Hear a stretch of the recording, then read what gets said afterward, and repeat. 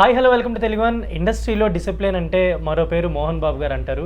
కానీ ఇప్పుడు అలాంటి ఫ్యామిలీలో కూడా చాలా డిస్టర్బెన్సెస్ కానీ గొడవలు కానీ ఇలా చాలా జరుగుతున్నాయి గత కొన్ని ఇయర్స్గా. నిన్న చూసుకుంటే ఒక న్యూస్ వచ్చిందనమాట, మంచు మనోజ్ పైన దాడి చేయించారు మోహన్ బాబు అని చెప్పి వాళ్ళ బౌన్సర్లు తీసుకొని వెళ్ళి దాడి చేశారంటూ తనకి ఇక్కడ నెక్ మీద ఒక గాయం కూడా అయిందని చెప్పి హాస్పిటల్ కూడా టీఎక్స్ హాస్పిటల్ అయితే అడ్మిట్ అవ్వడం జరిగింది. ఆ పరిణామాలన్నీ మీకు తెలుసు సార్. ఏంటి సార్ అసలు మోహన్ బాబు గారు అంటే కొడుకు మీద దాడి చేయించే అలాంటి దాడి అనే పదం కాదమ్మా. కొడుకు మీద కొడుకు తప్పు చేస్తుంటే, తప్పు మాట్లాడుతుంటే రియాక్ట్ అయ్యాడు. ఒక తండ్రి కొడుకును కొట్టడమో తిట్టడమో తప్పు కాదు, అదేదో దాడి కాదు. ఒక తండ్రి కొడుకును తిడతాడు, గడ్డాలు వచ్చింది, గడ్డాల మీసాలు వచ్చి అడ్డాలప్పుడే బిడ్డ, గడ్డాలప్పుడు బిడ్డ కాదంటే ఎట్లా? గడ్డాల మీసాలు వచ్చినా నువ్వు కొడుకువే, నువ్వు తప్పు మాట్లాడితే. ఇంకా మోహన్ బాబు కనుక దెబ్బ కొట్టి ఊరుకున్నాడు. నేనైతే చెప్పు తెగేదాకా కొట్టేవాడిని. నాకు నువ్వు ఎంతాడో అయితే ఏంటి, ఎంత తాడి చెట్టుగా పెరిగితే మాత్రం నాకేంటి? నువ్వు నా కొడుకువి, నువ్వు తప్పు చేస్తే తప్పు కొడతాను, తిడతాను, నేను సరైన మార్గంలో పెట్టడం నా బాధ్యత. అది చేయకపోతే నేను as a parent responsibility fail అయినట్టు. That's what Mohan Babu did.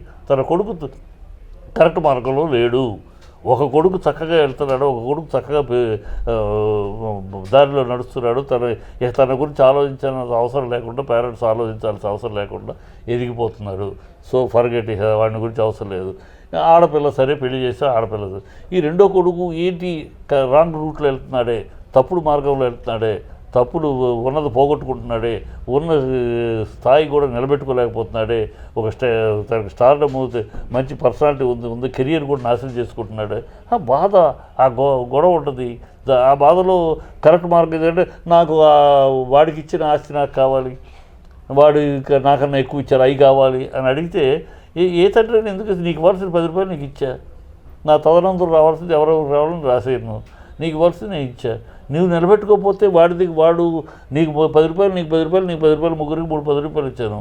వాడు 10 రూపాయలు 100 రూపాయలు చేసుకున్నాడు, నువ్వు 10 రూపాయలు 2 రూపాయలు చేసుకున్నావు. అది నీ చేతకంతాను. అందుకని వాడు 100లోంచి తెచ్చివ్వమంటే ఎట్లా?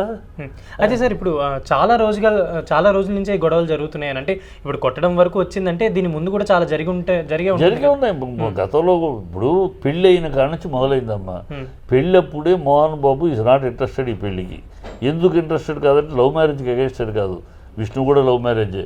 లవ్ మ్యారేజ్కి Mohan Babu is not against. కూతురు లవ్ మ్యారేజ్ అని కాదనే బాబు కాదు. కాకపోతే ఈ అమ్మాయి ఫస్ట్ విడాకులు ఎందుకు తీసుకుంది, కారణాలు ఏంటి, నువ్వు మొదటి విడాకులు ఎందుకు తీసుకున్నావు, కారణాలు ఏంటి, ఈ కారణాలను అధ్యయనం చేస్తే ఈ పిల్ల మన ఫ్యామిలీకి సూట్ కాదు, ఈ పిల్ల యాటిట్యూడ్ కానీ, ఈ పిల్ల మైండ్ సెట్ కానీ మనకు పనికిరాదు.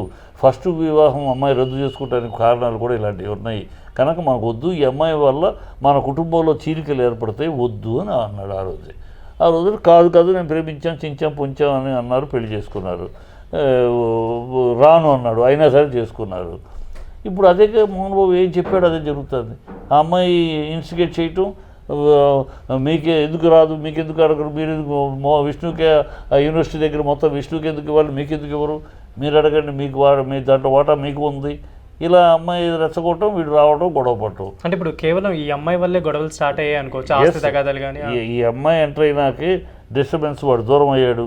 ఈ అమ్మాయి ఎంటర్ అయినాక ఏది ఎక్స్పెక్ట్ చేశాడో మోహన్ బాబు అదే జరిగింది. ఈ అమ్మాయి ఎంటర్ అయినాక వాడు ఫ్యామిలీకి దూరం అయ్యాడు. ఫ్యామిలీని ఒక వేరే యాంగిల్లో చూడటం. నా ఫ్యామిలీ అంతవరకు, నా ఫ్యామిలీ మేము అన్న ఇది పోయి, నేను నాది విష్ణుది ఇలా విడదీసి చూడటం అనేది ఆ పెళ్ళైనాక ఆ అమ్మాయి తర్వాత ఎంటర్ అయింది. సో అది కారణం ఆ అమ్మాయా లేకపోతే వీడి బుద్ధితనం తక్కువ అని అంటారు. నేను ఎందుకు ఒప్పుకోవట్లేదు, వీడిని ఇన్నాళ్ళు చూసాం. ఇన్నాళ్ళు లేడు వాడు. పెళ్ళైనాకే వాడు యాటిట్యూడ్లో మార్పు వచ్చింది. పెళ్ళికి ముందు ఈ యాటిట్యూడ్ లేదు. నాన్న ఒక మాట అంటే కళ్ళు పెద్దవి చేస్తేనే ఆగిపోయే బాపతు. నాన్న ఒక మాట చెప్తే ఇష్టం లేకపోయినా, అయ్యో నాన్న చెప్పారు మనం ఎలా వద్దు అనుకుని తప్పు ఆ మ్యాటర్ని వదిలేసే బాపతు. అంత డిసిప్లైన్గా ఉన్నాడు. అలాంటి పెళ్ళైనాక అసలు నాన్న లేదు, అమ్మ లేదు, అన్న లేదు, ఎవరు లేదు, ఒక రూత్లెస్గా తయారయ్యాడు. అది ఖచ్చితంగా ఆ పిల్ల కారణం. సరే, మోహన్ బాబు గారి పిల్లలు అంటే గతంలో చూసుకుంటే ప్రతి ఫంక్షన్లో కానీ ఎక్కడైనా కానీ ఇండస్ట్రీ పరంగా ముగ్గురు ఇన్వాల్వ్ అయ్యేవారు, చేసేవాళ్ళు. కానీ గతంలో కూడా మీకు తెలిసే ఉంటుంది, మంచు విష్ణు గారు కానీ మనోజ్ గారు కానీ గొడవ పడుతూ కొట్టుకుంటూ అదే ఒక వీడియో కూడా అప్పట్లో ఒక సెన్సేషన్ అయింది. అది కూడా ఏంటంటే ఎందుకు ఇట్లా కంటిన్యూస్గా గొడవలు? పెళ్ళైనాకే ఈ ఆస్తులు వాడికి ఏంటంటే, మంచుకి మనోజ్కి ఏంటంటే తను ఇచ్చింది నిలబెట్టుకోలేకపోయాడు, పోగొట్టుకున్నాడమ్మా. తనకి ప్లానింగ్ లేదు, ఒక డిసిప్లిన్ లేదు, ఒక ఎంతసేపు కూర్చుంటాం అడదటువంటి ప్లాన్ ఫ్రెండ్స్ చేసుకుంటాం, మందు కొట్టడం, ఇది తప్పితే లైఫ్ కెరియర్ మనకి ఇంత పర్సనాలిటీ ఉంది, చక్కటి పేరు ఉంది మనకు పబ్లిక్లో, మనం ఇంకా ముందుకు వెళ్ళాలి, కష్టపడాలి, అవి ఏమీ లేవు.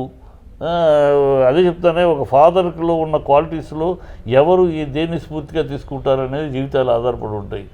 మోహన్ బాబు కష్టపడిన డిసిప్లైన్ని స్ఫూర్తిగా తీసుకున్నాడు విష్ణు. మోహన్ బాబు యొక్క సెలబ్రిటీని స్ఫూర్తిగా తీసుకున్నాడు వీడు. ఆ సెలబ్రిటీ అవడానికి కష్టపడింది ఏంటి అనేది, మా నాన్న ఇంత కష్టపడి ఇన్ని శ్రమ వస్తేనే ఈ స్థాయికి వచ్చాక ఆ లైన్లో మనం ఉండాలి, ఆ శ్రమ మనం పడాలి, ఆ కష్టం మనం పడాలి, కష్టపడి సాధించి ఉండాలి, ఏదో ఉంది కదా అని కూర్చుంటాం కాదు అనే పద్ధతిలో ఇతను తయారయ్యాడు. అందుకని ఎదుగుతున్నాడు. వీడేమో ఆల్రెడీ నేను సెలబ్రిటీ అనే లెవెల్లో కూర్చున్నాడు, అక్కడ పడిపోతున్నాడు. అది తేడా అంతే. సార్ మనోజ్ గారికి అంటే ఆ ఫ్యామిలీలో మంచు విష్ణు గారి కన్నా లక్ష్మీ ప్రసన్న గారి కన్నా మనోజ్కి ఫస్ట్ నుంచి కొంచెం మంచి పేరు ఉంది. అంటే అందరితో బాగుంటాడు, చలాకీగా ఉంటాడు, అందరితో మంచిగా ఇంటరాక్ట్ అవుతాడని పేరు ఉంది. మీరు అంటే వాళ్ళ ఫ్యామిలీతో ఎప్పటి నుంచి అసోసియేషన్లో ఉన్నారు కాబట్టి ఇది నా డౌట్ యాక్చువల్లీ. అంటే మనోజ్ గారే కొంచెం మంచిగా ఉండేవారు ఫస్ట్ నుంచి అని అంటున్నారు, కానీ ఇప్పుడు ఎందుకు ఇలా మారడానికి రీజన్? అదేనమ్మా, మంచు మనోజ్ నేనే ఆశ్చర్యపోదు. మంచు మనోజ్ చాలా మంచోడు, విష్ణు కొంచెం రిజర్వ్డ్, ప్రసన్న కొంచెం హడావిడి. అది ఆడపిల్ల గారాబంగా పెంచింది, ఒకటే పిల్ల అని చెప్పడం, ప్లస్ ఆ అమ్మాయి వచ్చినాక నాకు అదృష్టం కలిసి వచ్చింది. మోహన్ బాబు లక్ష్మీ ప్రసన్న ప్రొడక్షన్ కూడా అమ్మాయి పేరు మీద పెట్టడం.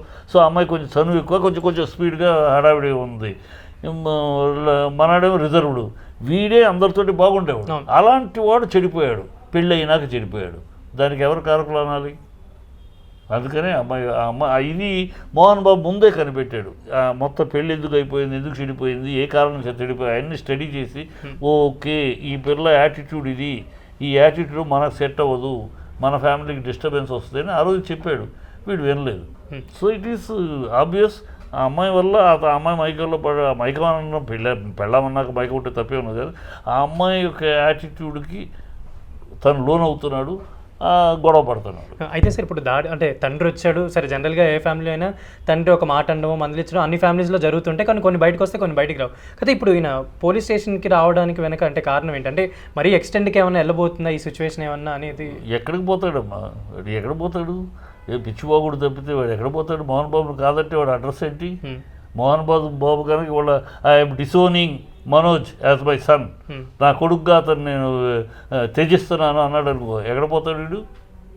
బొమ్మరెడ్డి కాళ్ళ దగ్గర కూర్చుంటాడు వెళ్ళి. పిచ్చిబాగుడు ఎక్కడ నోరు పూసుకుని వాళ్ళ అమ్మ పెట్టాల్సిన డోసు ఇస్తుంది వాళ్ళ అమ్మ.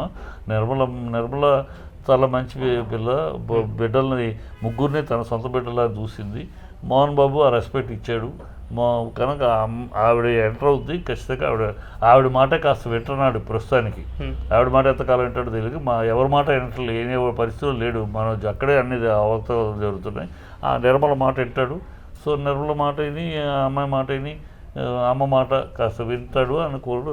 సమస్య పోతాం మరి. సార్ అంటే ఆస్తుల విషయానికి అంటే చాలా మంది మాట్లాడుతున్నారు, మనోజ్కి కొంచెం అన్యాయం జరిగింది అన్నట్టు కొంతమంది. అంటే మీకు తెలిసిన ఇన్ఫర్మేషన్ ఏంటి సార్? ఆస్తుల ఆ మాటలు మాట్లాడే ఎదవులకి అసలు విషయాలు తెలియని లెక్క.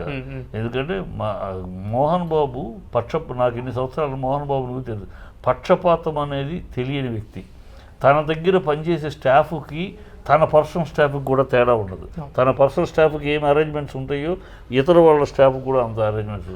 సో స్టాఫ్లోనే ఏమాత్రం పక్షపాతం చూపించారు మోహన్ బాబు, బిడ్డ విషయాలు చూపిస్తాడా?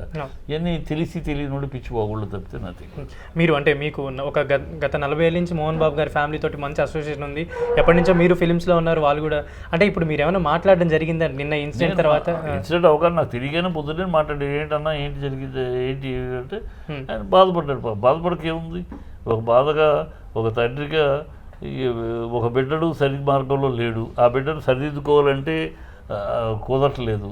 సో తప్పదు, కొడుకుని మందలించటము సామధాన భేద దండోపాయాలమ్మా. సామాన్యంగా చెప్పి చూశాడు, అది కాదురా ఇది ఇస్తాను దానం చెప్పి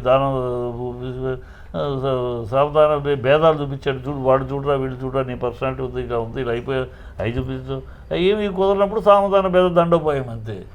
ఆ దండోపాయమే చేశాడు. నేను అప్పటికైనా మారతాడు. మారకపోగా వాడు ఇంకా మారతాడులే, మారక ఎక్కడ పోతాడు?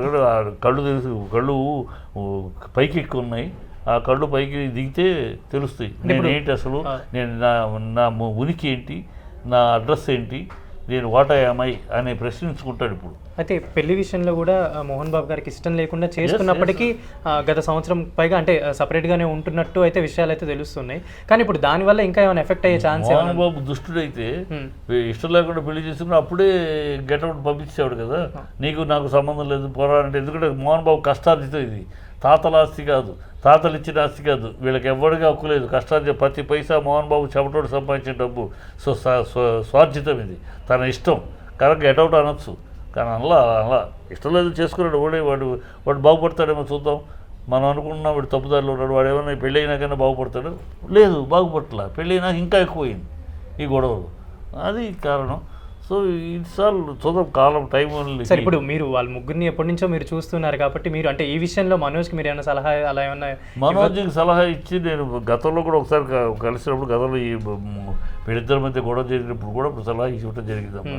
ఈ గొడవలు పెట్టుకోవటం వల్ల మనోజ్, నువ్వు టెంపర్మెంట్ మార్చుకోవాలి, నువ్వు నీ టెంపర్మెంట్ కరెక్ట్ కాదు.